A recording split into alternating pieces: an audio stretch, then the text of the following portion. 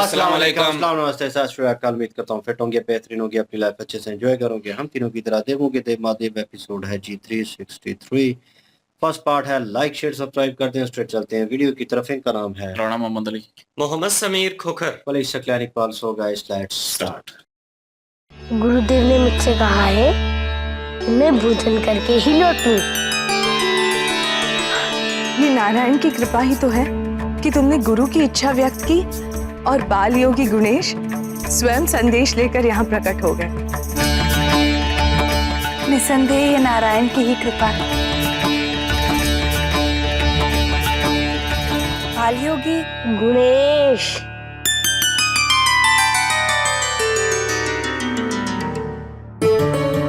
तो बाल योगी गुणेश कौन है आपके गुरु? मैं स्वामी आदि योगी का शिष्य हूँ। मैं तो कहता हूँ उनसे बड़ा योगी इस संसार में कोई भी नहीं।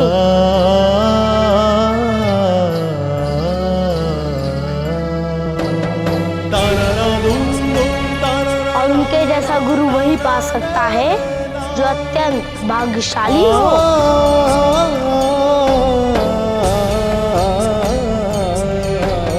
किंतु उनकी विशेषता क्या है? उन्होंने मुझे मेरे सत्य से परिचित करवाया। मैं तो समझता था कि मैं भटक गया हूँ, जीवन उद्देश्यहीन प्रतीत होता था। उनके शरण में आने के पश्चात ही मैं समझ सका कि मेरी वास्तविकता क्या है,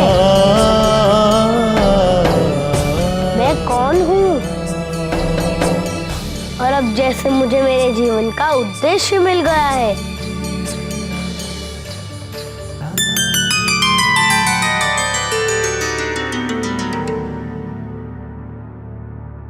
माँ,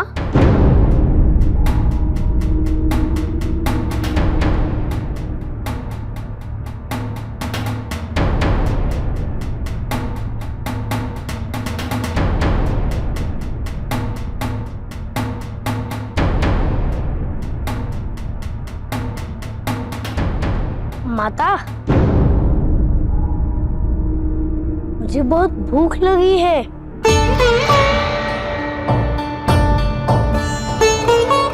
यदि पेट पूजा हेतु कुछ हो तो? अवश्य बाल योगी। गुणेश, बाल योगी गुणेश।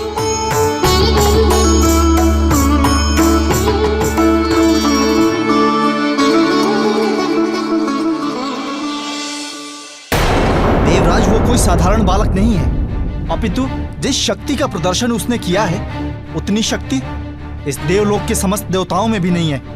मेरा भय निराधार नहीं है। उस बालक का जन्म निश्चित रूप से मेरे विनाश हेतु ही हुआ है। वो कितना भी शक्तिशाली क्यों ना हो, देवताओं के राजा से अधिक बल उसमें नहीं हो सकता। नहीं हो सकता। आज जलंधर के जीवन का अंतिम सूर्यास्त होगा।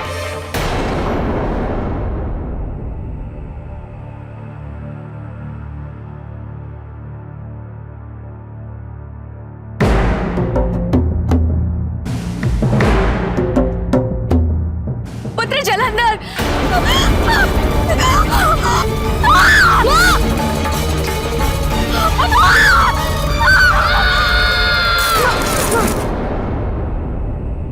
क्या हुआ पुत्र? क्या हुआ? माँ, माँ, ये कैसा कुसुम है माँ? आप मुझे नहीं, आप मुझे छोड़ के नहीं जाएंगे? नहीं। हाँ पुत्र, मैं तुम्हें छोड़कर कहीं नहीं जाऊंगी। मैं सदैव तुम्हारे साथ। माँ, हम तो सदैव सत्य के पथ पर अड़ी गए, कभी किसी से शत्रुता मोल नहीं लेते, फिर वो हमें हानि क्यों पहुंचा रहे हैं? इसीलिए तो पुत्र, वो हमें हानि पहुंचाने में सफल नहीं हो पा रहे।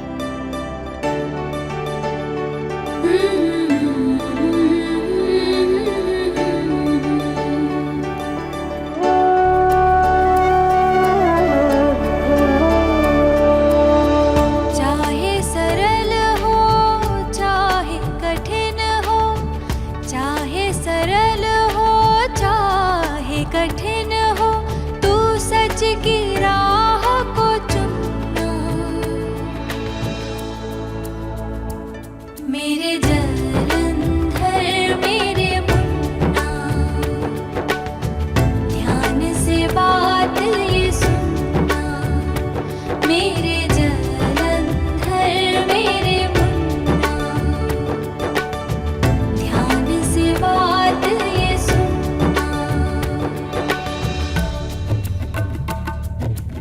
माँ, मृत्यु के पश्चात हम कहाँ जाते हैं?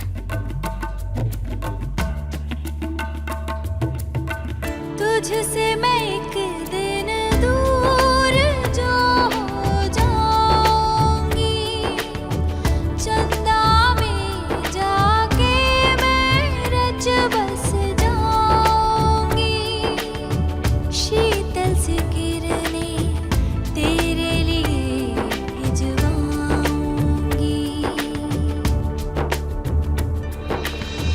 देखेगा जब तू चंदा को मुन्ना, देखेगा जब तू चंदा को मुन्ना, मुझको भी उस पल में देखना। मेरे जलंधर मेरे मुन्ना, ध्यान से बात ये सुनना। मेरे जलंधर मेरे मुन्ना, ध्यान से बात ये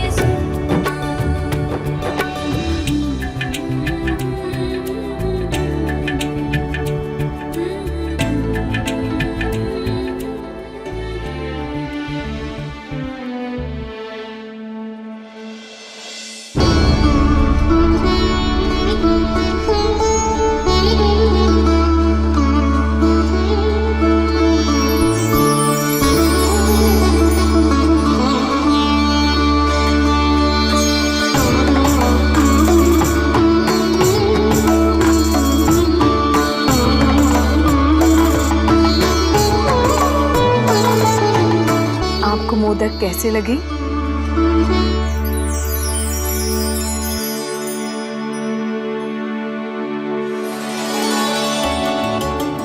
पुत्री, कुछ और मोदक ले आओ।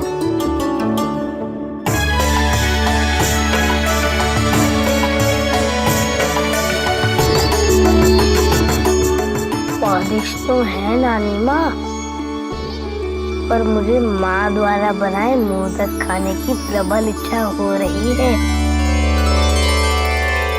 और यदि माँ मुझे यही मोदक अपने हाथों से खिला दे तो भी मैं तृप्त हो जाऊंगा। अपने आप खाने से पेट तो भर रहा है, मन नहीं।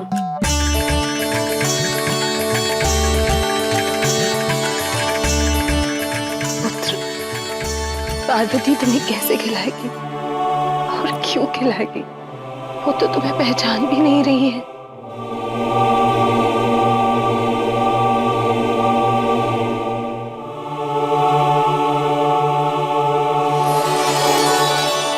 माँ के हाथों से तो मैं खाकर ही रहूंगा।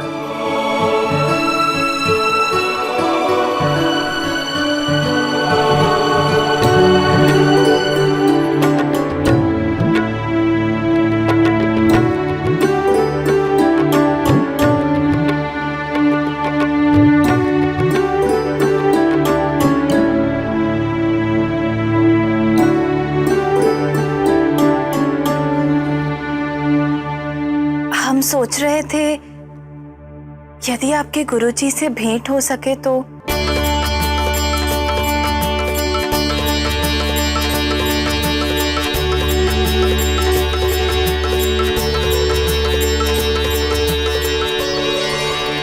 अवश्य।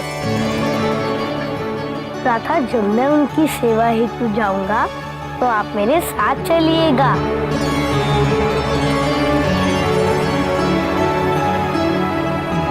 पर ध्यान रहे, यात्रा अत्यंत कठिन है। आपको मेरे कहे अनुसार ही चलना होगा। हमें कोई आपत्ति नहीं है।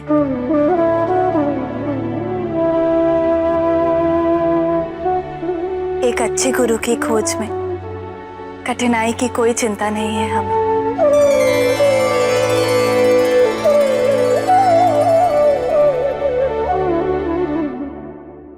किंतु उसके पूर्व आपको एक रीति पूरी करनी होगी। कैसी रीति? हमारे गुरु शिष्य परंपरा में एक प्रथा है। शिष्य किसी को गुरु की शरण में तभी ले जा सकता है जब वो शिष्य को अपने हाथों से भोजन कराए। अर्थात आप मुझे ये मोदक खिलाकर इस रीति को पूरा कर सकती हैं।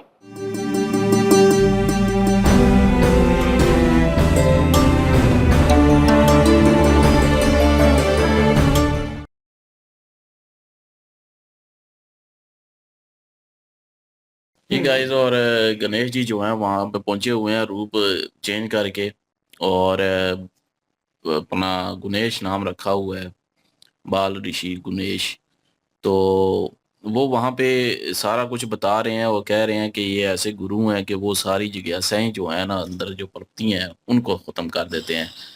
तो क्योंकि वो उन्हीं के रिलेटेड हैं, माता पार्वती के, तो इनको पता है, तो इसलिए इन्होंने वही चीज़ें कही जो कि उनको महसूस हो रही हैं। अब उनको लग रहा है कि ये मेरी समस्या का हल है और यही गुरु परफेक्ट हैं, और इन्हीं से जाके जो है वार्तालाप करेंगे और ये मेरी जिज्ञासा जो है वो दूर करेंगे। और गणेश जी जो हैं वो भी इस मरहले में पास हो चुके हैं और वो मना चुके हैं कि वो मतलब उनको राज़ी कर चुके हैं कि उनको गुरु के साथ मिलवाने के लिए। अब जब एंड पे जो बैठे हुए थे और मोदक खा रहे थे, तो उस वक़्त जो है वो बाद में जब वो उनको भेज दिया गया, वो कह रहे थे कि माता के हाथ से जो है वो खाने का दिल कर रहा है, क्योंकि पेट तो भर रहा है मोदक खा के लेकिन मन नहीं भर रहा। तो वो किस तरह खिलाएँगी, तो वो उनको एक तरीका सूझा, और जब उन्होंने कहा कि मैं मिलना चाहती हूँ गुरु से, तो उन्होंने कहा ठीक है मैं आपको ले जाऊँगा साथ, लेकिन एक रीति है वो पूरी करनी पड़ेगी, और उसके उस वजह से जो है आपको मुझे खिलाना पड़ेगा अपने हाथ से। तो अब इन अपनी माता के हाथ से जो है वो मोदक भी वो खा लेंगे। और शुरू में उन्होंने जब माँ बोला तो उनके मुँह से निकल चुका था, क्योंकि उनको भूख लगी हुई थी। तो वो जब भी भूख लगती थी वो अपनी माँ को पुकारते थे और कहते थे कि माँ भूख लगी है। तो यहाँ पे भी उनके मुँह से निकल गया, लेकिन बाद में उन्होंने जो है वो उसको कवर अप कर लिया उस सारी बात को। अपनी नानों को जो है वो माता कह के उनसे वार्तालाप करने लग गए कि मुझे भूख लगी है, मुझे कुछ खाने को दें। तो इसलिए जो है वो फिर उन्होंने उस बात को कवर अप कर लिया। और दूसरी साइड पे अब देख रहे हैं जलंधर जो हैं वो ख्वाब देख रहे हैं, और ख्वाब में अपनी माता को जलता हुआ देख रहे हैं, उनकी मृत्यु एक किस्म की देख रहे हैं। अब हो सकता है कि देवता जो हैं उनकी मृत्यु कर दें, इंद्रदेव जो हैं, या कुछ इस तरह का हो, क्योंकि वो पूछ भी रहे थे कि मरने के बाद जो है मृत्यु के बाद कहाँ जाते हैं सब। तो वो जो सॉन्ग सुना रही थी उनको, गीत सुना रही थी, उसमें उन्होंने ज़िक्र किया कि चंदा के पास जाएँगे, और वो सारा ज़िक्र कर रही थी। तो वो कह रहे थे कि ये सारे जितने भी हैं उन्होंने कहा कि अपना वो हमें क्यों मारने पे तुले हैं? हमने किसी का क्या बिगाड़ा है? हम तो किसी के साथ जाके लड़ते-झगड़ते भी नहीं हैं। तो उन्होंने यही कहा कि इसीलिए तो जो है वो अपना क्या बोला था उन्होंने एग्ज़ैक्टली जब हाँ, बिल्कुल कि हम तो किसी के साथ लड़ते-झगड़ते भी नहीं हैं, तो तो फिर फिर वो हमारे क्यों हमारी साथ जान लेने के लिए आए हुए हैं? तो बिल्कुल माता ने फिर जो है उस चीज़ को कवर अप किया, और उन्होंने कहा कि नहीं मैं हानि कभी भी जो पहुँचाना है चाहते वो हैं। जी। छोड़ के कभी भी नहीं जाऊँगी आपको, और मैं इधर ही हूँ। लेकिन जो उन्होंने ख्वाब देखा है शायद हो सकता है कि वो पूरा हो, और जो देवता हैं वो उनकी मृत्यु का सबब बन जाएँ। और देखते हैं जी अभी आगे क्या होता है। शायद हो सकता है क्योंकि उनको आग लगी हुई थी, तो हो सकता है कि गलती से इन्हीं के थ्रू जो है वो आग लग जाए उनकी माता को, जलंधर से। क्योंकि जब वो उस क्रोध में आएँगे, जब वो इंद्रदेव शायद हो सकता है हमला करें इन पे आके, तो क्रोध में आए उसी में से जो है वो आग जो है इनकी माता को भी लग जाए। तो बहरहाल वो आगे देखेंगे जी क्या होता है। बिल्कुल जी, यहाँ पे जालंधर जो हैं वो बहुत ज़्यादा व्याकुल हो चुके हैं, क्योंकि बात तो उनकी सही है कि जब हम हक और सच पे हैं तो हमारे साथ दुश्मनी किस बात की। तो फिर माताजी ने उनको समझाया, उन्होंने कहा कि देखिए हमारे साथ उनकी दुश्मनी तो है, लेकिन ये देखिए कि हम अगर हक और सच पे हैं तो वो हमें नुकसान नहीं पहुँचा सके। लेकिन देवराज इंद्र जो हैं वो प्लान बना रही हैं, और उनका ख़्याल ये है कि ये जो बालक हैं, ये उनके विनाश के लिए जन्म इन्होंने लिया है, तो इनका विनाश करना ज़रूरी है। देवराज इंद्र जो हैं अब इनके विनाश करने का प्लान जो है, इनकी मृत्यु करने का प्लान बनाने जा रहा है, क्योंकि पहले तो वो इनको बंदी बनाना चाहते थे, इसलिए कि वो इनको समझा सकें। लेकिन जब देवताओं ने जाकर बताया कि भाई हमारे पास इतनी शक्ति नहीं है जितनी उनके पास शक्ति है, तो हमें तो लगता है कि देवलोक में कोई भी उनके मुकाबले का नहीं है। लेकिन देवराज इंद्र ने कहा कि वो कितना ही शक्तिशाली क्यों ना हो, देवराज इंद्र जो है इनसे ज्यादा शक्तिशाली नहीं हो सकते। बिल्कुल, ये सिचुएशन जो है वो कहीं ना कहीं नज़र आ रही है कि उनकी माता जो है उनसे बिछड़ने वाली है, और उन्होंने एक विजुअल जो है ख्वाब में जो है वो चीज़ देखी, और वो उनके थ्रू ही होगा क्योंकि आग की क्षमता जो है उनमें ही है। उन्होंने जब रोकने की कोशिश की तो उन्होंने हाथ चलाए अपने, उनकी माता ने। तो इट्स मीन कि उनके ज़हन को जो है वो ऑलरेडी जो है एक कह लें कि फ्यूचर की झलक जो है वो नज़र आई है। तो देखते हैं अब क्या सिचुएशन होती है। उधर जो है गणेश जी ने उनको आमादा कर लिया हर चीज़ के ऊपर, अब वो मोदक खाने लगे हैं उनके हाथ से। तो देखने लायक सीन होगा जी। नेक्स्ट पार्ट में चलते हैं, लाइक शेयर सब्सक्राइब कर दीजिएगा। इंशाल्लाह मिलते हैं नेक्स्ट वीडियो में। अपना ख्याल रखिएगा, दुआ में याद रखिएगा। तब तक के लिए अल्लाह हाफिज, पीस।